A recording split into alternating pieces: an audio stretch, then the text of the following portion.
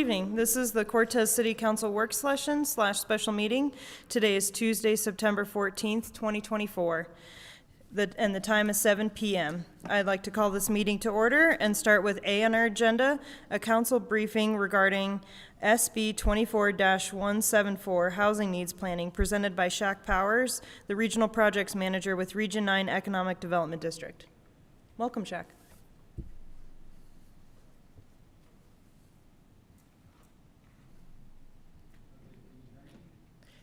It says green live. There it goes.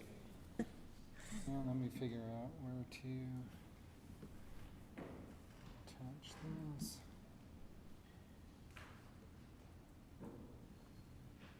I'm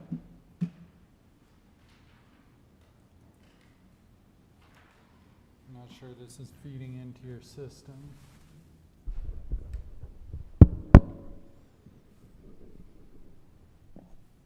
Is this all I have to do to make this work? Because I don't. Yeah, we've got a computer plugged in.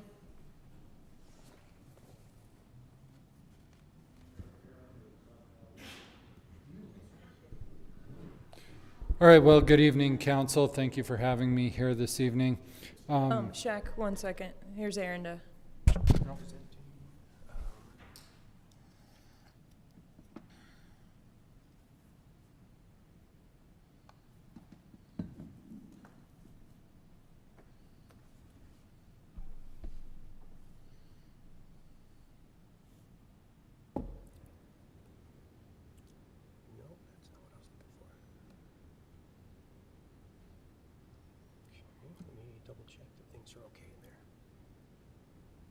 All right. Well, while he's trying to do that, I will just go ahead and continue.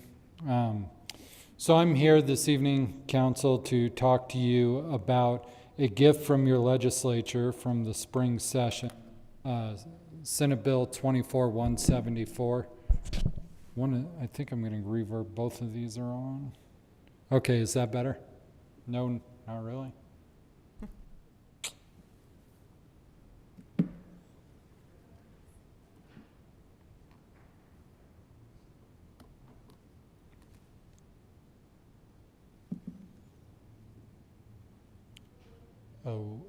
Oh, it's magic. There we go. So the legislature this spring passed Senate Bill 24-174, and I want to bring that to Council's attention because of what this bill is and what it requires. This bill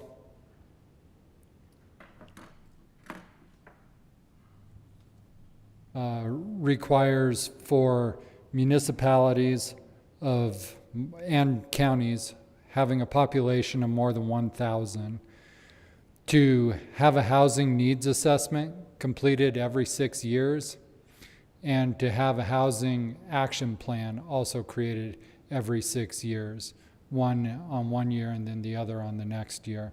From that, the state is supposed to take and create their own statewide housing needs assessment and action plans.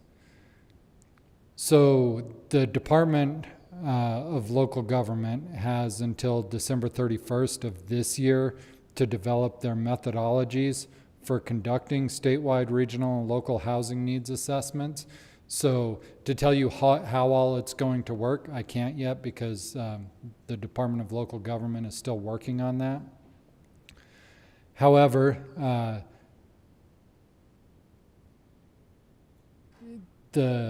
wanted to bring this to your attention for two reasons. One is because you just had a housing needs assessment done. This bill requires all kinds of special things that may or may not have been in your housing needs assessment. So I put this table together. This is not from DOLA's website. I read through the bill, pulled the information out. Everything that I've highlighted in gray, we can pull just using simple AI and is fairly easy to get. Anything that you see in this table that's in white, I haven't found a good source for yet. And so there's certain things in here that are probably not going to be reflected in the housing needs assessment that you just had. One of those such things is identify areas that qualify as disadvantaged as determined with the climate and economic justice screening tool. To be honest, before I started reading this, I didn't even know there was a climate and economic justice screening tool, let alone what it would have to do with anything. But I have found a source for pulling that information. So 2 reasons for bringing to the council's attention. One, to let you know when your planners come to you and say that this needs to be done every 6 years, that's why. And they're not just coming to you with nothing else to do. And 2, to let you know why you were going to be asked to do one again so recently. Now, I have been in communication with the Department of Local Affairs, the people that are working on this, Andy Hill, Casey McPherson, Robin DeFalco. They're assuring me that they're putting steps in place so that communities that have recently had a housing needs assessment done that doesn't meet all of their requirements would be able to simply do an addendum to the housing needs assessment, so you wouldn't be repeating the whole process. One thing that I was asked, and was one of my first questions myself, is, well, what if we just decide not to go along with it? That's totally up to the communities. I just wanted to show the council the stick that the legislation put into this bill as well. And that says, on or after December 1st, 2027, any grant program administered by the department, that's the Department of Local Affairs, the Colorado Energy Office, the Office of Economic Development, the Department of Transportation, the Department of Natural Resources, the Department of Public Health and Environment, or the Department of Personnel and Administration that awards grants to counties and municipalities for the primary purpose of supporting land use or planning or housing, excluding land use or planning or housing pursuant to Article 32 of Title 29, must, so long as doing so is not inconsistent with federal law or the state constitution, include prioritization criteria that consider whether a current local or regional housing needs assessment has been completed for the local government and has been accepted by the department pursuant to Section 2423, 3703, or 2432, 3704, and B, a housing action plan has been adopted by the local government and accepted by the department pursuant to Section 2423, 3705. So I also wanted to point out the stick that the legislature wrote into this bill as well, is that compliance with it is going to be used as a scoring criteria for grants from all other state departments after whatever the date was here, December 1st, 2027. So I did put together a list of the exemptions from this. Like I said, it's only those who have a population of less than 1,000. And so, as you can see here in Montezuma County, both the county and the city of Cortez have a population of over 1,000, and so would not be exempt. I think the only exempt jurisdiction in Montezuma County would be the town of Dolores, which has a population of 919. When you get into the housing action plan, again, keep in mind that the state is still developing their methodologies, so we don't know how all it's going to shake out. There is a large water planning component. Some of the things that are going to be expected in that water planning component is to have an average assumption of what your per capita water use is, and to have an inventory of what your infrastructure is for delivering that water and when it may need to be replaced. I found it interesting that the bill only applies to counties and municipalities. They didn't include the tribes, although I think it would be important in planning to bring the tribes to the table since they both have 16,000 acre feet in Lake Nighthorse. I think they should definitely be at the table when discussing water planning for the county, for the city, or for the region. And so, again, not knowing the methodologies that the state is going to develop, I can't answer a whole lot of specifics, but if council has questions, I'm happy to try to find out answers for them. But I did want to bring this to council's attention, let you know that this is going to be a recurring need. I don't know why it has to be every 6 years in perpetuity. Hopefully at some point we get a hold of the housing situation, but that's the way it's currently written into statute.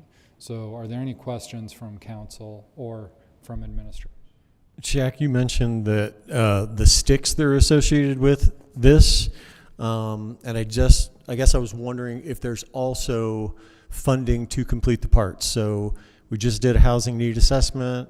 You're going to, I assume, represent us on our behalf and say which pieces, or can we be exempt for a period of time, et cetera.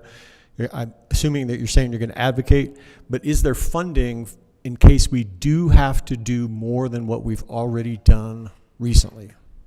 So I think that was a two-part question. I'll try to answer both of them. The first one is there funding? Yes, the statute sets aside some funding and creates a fund for this. What they've set aside will not likely be adequate to meet the needs of 64 counties and 200 municipalities. So it will almost certainly be oversubscribed. The second part is, yes, I will do everything I can to advocate on your behalf, and I've already started doing so, and have strong confidence that you'll be able to just do an addendum to the housing needs assessment that you already had. Mr. Powers, I have a question regarding some of the content of this this bill, and it mentioned in it the entity called the regional entity. Is that what you will be functioning as, or how does that work out? Because it says something about the regional entity being able to do this report and then send the report to each city or local government in its jurisdiction. So there is an option for the counties or municipalities to decide that they would rather do one as a region. And so in that case, Colorado has 14 planning regions. If the municipalities and counties decided to do that, Region 9 would be able to help with that. To the degree we'd be able to help, that would have to be discussed with my board and with your councils and who would want what out of it. But that is a possibility that the COGS or economic planning regions could do parts or the entire thing depending on what the desire of their member governments were. In the event that that would happen, would the regional entity or Region 9, would you be responsible, or would you be required to do all of the municipalities within your region, or just could you do a few select ones? I mean, would everybody, would it be an all or nothing buy-in to that sort of a situation? I don't believe that the statute is clear on that. I think it would probably be expected that we would need to at least do every jurisdiction containing a population of more than 1,000. But again, I don't believe the legislation is clear on that. I'm happy to run that question up at a meeting and see if they have any kind of feel for an answer on that. Thank you.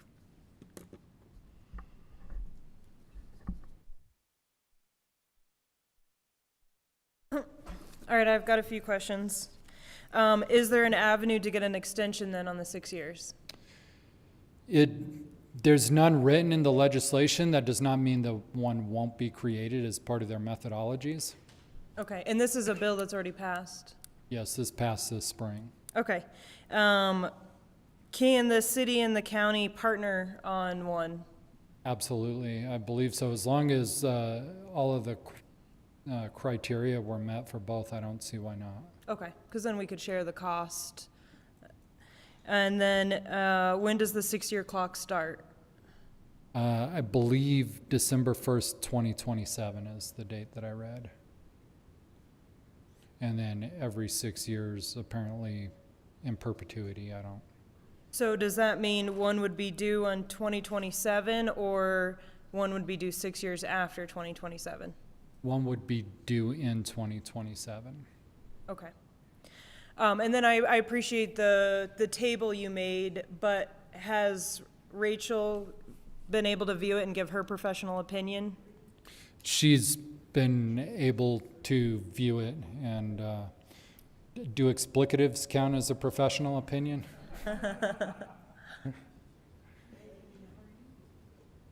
Okay. Well, I appreciate you bringing this to our attention.